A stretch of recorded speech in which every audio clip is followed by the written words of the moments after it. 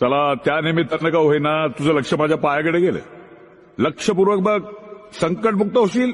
धर्मसे तु पालकं धर्म मार्गनाशकं कर्म पाशमोचकं सुशर्मदायकं विभुम्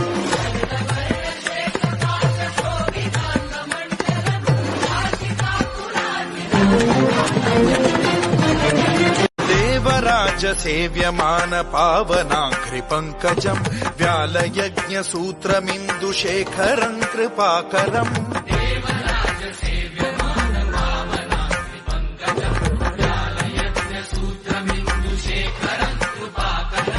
नारदादि योगी वृंद वंदितं दिगंबरम्